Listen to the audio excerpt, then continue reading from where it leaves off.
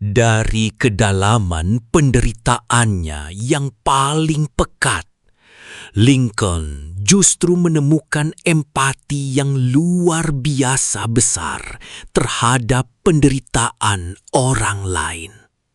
Rasa sakit pribadinya tidak mengubahnya menjadi penguasa yang kejam, melainkan menjadi pemimpin yang sangat welas asih. Keputusannya yang mengubah sejarah dunia dengan merumuskan proklamasi emansipasi yang membebaskan jutaan budak kulit hitam, lahir dari pemahaman mendalam tentang arti penderitaan dan kebebasan. Ia menyadari bahwa negara ini tidak akan pernah sembuh dari lukanya jika penyakit perbudakan tidak dihapuskan selamanya.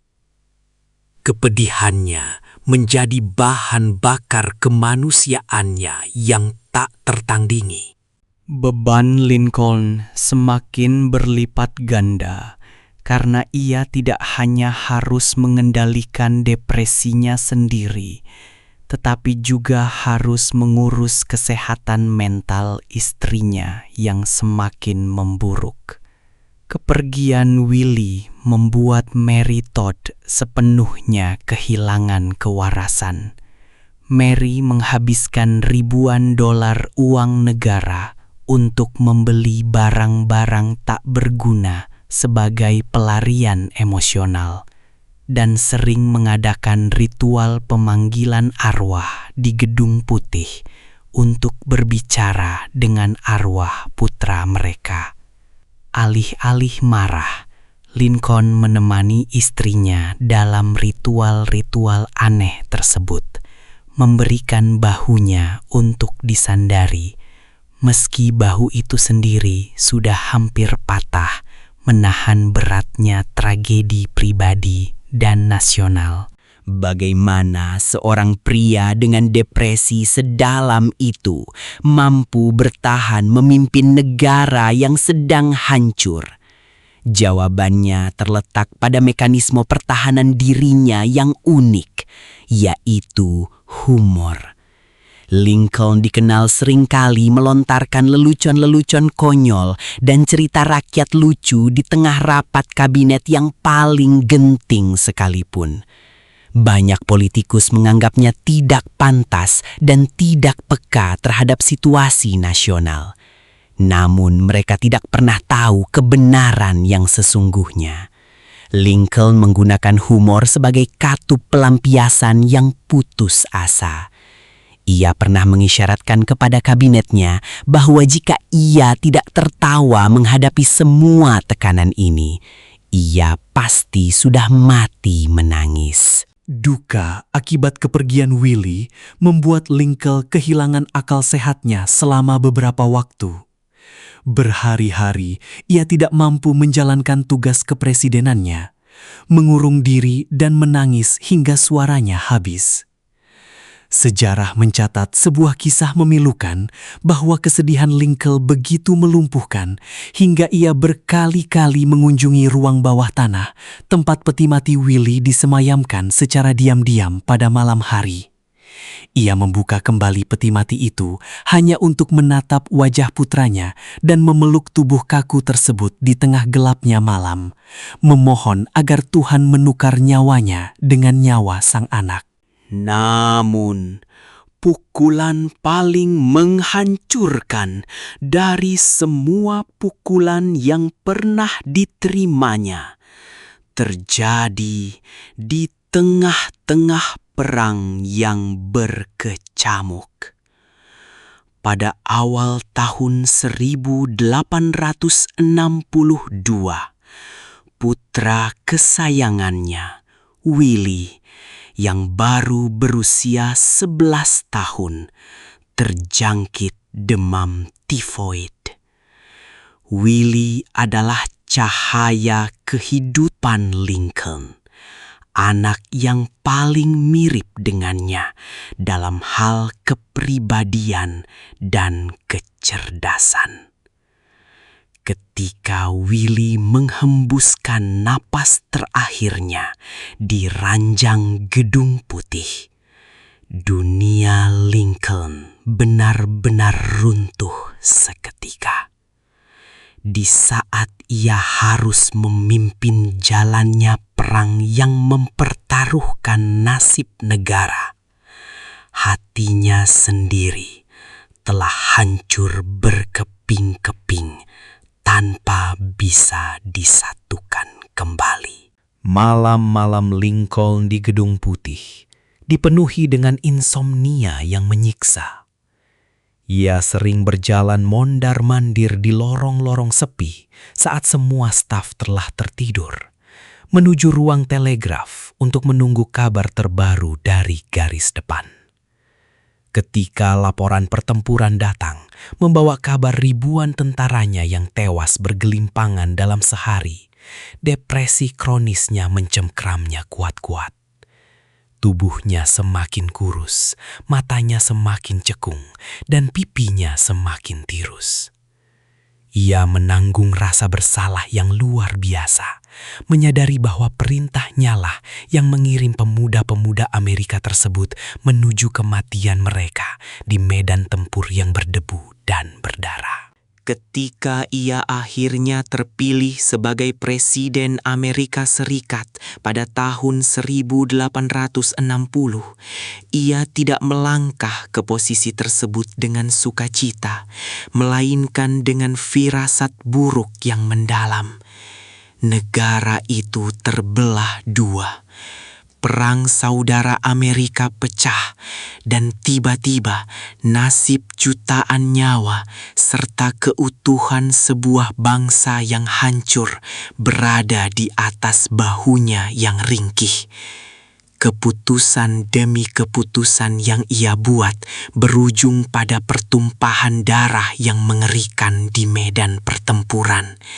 Setiap hari ia menerima laporan jumlah korban tewas yang terus melonjak, mengubah Gedung Putih dari lambang kekuasaan menjadi rumah duka yang sesungguhnya. Tragedi kembali menghantam tanpa ampun pada tahun 1850.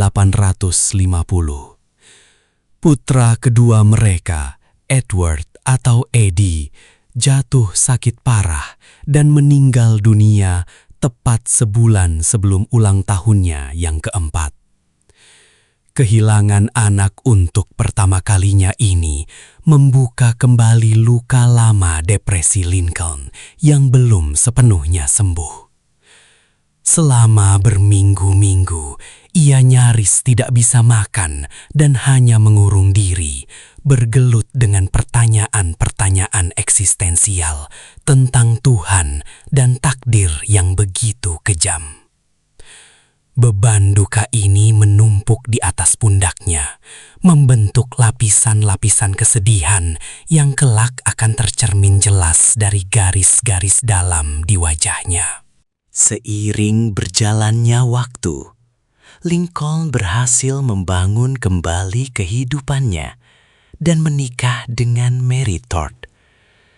Namun, pernikahan ini bukanlah akhir dari penderitaannya, melainkan awal dari babak baru yang penuh dengan ujian emosional. Mary sendiri memiliki temperamen yang tidak stabil dan rentan terhadap histeria, membuat Lincoln harus menjadi pilar ketenangan di rumah mereka. Alih-alih mendapatkan tempat bersandar yang damai, Lincoln harus terus menekan kesedihannya sendiri demi menjaga kestabilan keluarganya. Keduanya diikat oleh ambisi yang sama, namun juga dihantui oleh bayang-bayang tragedi yang tak henti-hentinya mengintai kehidupan rumah tangga mereka yang rentan. Kondisi mentalnya saat itu mencapai titik krisis yang sangat berbahaya. Depresinya berubah menjadi ancaman nyata bagi nyawanya sendiri. Teman-teman terdekatnya harus bergantian berjaga siang dan malam di kamarnya, memastikan ia tidak pernah ditinggalkan sendirian sedetik pun. Mereka bahkan secara diam-diam menyingkirkan semua pisau cukur, gunting, dan benda tajam apapun dari pandangannya, karena sangat takut ia akan mengiris urat nadinya sendiri dalam luapan keputusasaan. Bertahun-tahun kemudian, Lincoln sendiri mengakui bahwa pada masa-masa itu, ia merasa sebagai manusia paling menyedihkan yang pernah hidup di muka bumi. Pukulan telak pertama yang hampir merenggut nyawanya terjadi pada tahun 1835 ketika cinta pertamanya, Anne Rutledge, meninggal dunia akibat demam tifoid. Kematian Anne menghancurkan Lincoln hingga ke dasar jiwanya. Badai duka merobek kewarasannya, memicu episode depresi mayor yang membuat seluruh komunitasnya ketakutan. Saat badai hujan deras melanda, ia ditemukan menangis histeris, meratap bahwa ia tidak sanggup membayangkan hujan dan salju turun membasahi makam wanita yang dicintainya. Keputusasaan Lincoln begitu absolut, hingga ia menolak makan, menolak tidur, dan terus meracau tentang kematiannya sendiri. Kegelapan ini tidak muncul secara tiba-tiba saat ia menjabat sebagai presiden. Bibit-bibit depresi telah mengakar kuat sejak masa mudanya di pedesaan Illinois. Tumbuh dalam kemiskinan yang mencekik, kehilangan ibunya di usia yang sangat muda, dan bekerja tanpa lelah hanya untuk bertahan hidup. Lincoln muda seringkali tenggelam dalam periode kesedihan yang tak tertahankan. Teman-temannya sering mendapati dirinya duduk membisu berjam-jam, menatap kosong seolah jiwanya tersedot ke dalam pusaran keputusasaan. Ia sering mengurung diri, berjalan sendirian menembus cuaca dingin yang menggigit, mencoba lari dari pikirannya sendiri yang bagaikan labirin tanpa jalan keluar. Di balik pidato-pidatonya yang membebaskan jutaan nyawa dari belenggu perbudakan, Abraham Lincoln menyimpan sebuah rahasia kelam yang nyaris menghancurkan jiwanya. Sejarah mengenalnya sebagai salah satu presiden Amerika Serikat yang paling agung, sosok raksasa yang berdiri tegak menantang badai perang saudara. Namun di balik pintu tertutup Gedung Putih, ia adalah pria yang sangat kesepian, bertarung melawan monster tak kasat mata yang ia sebut sebagai melankolia. Depresi kronis yang mencekiknya ini begitu parah hingga pada beberapa titik dalam hidupnya ia hampir memilih untuk mengakhiri hidupnya sendiri daripada terus menanggung beban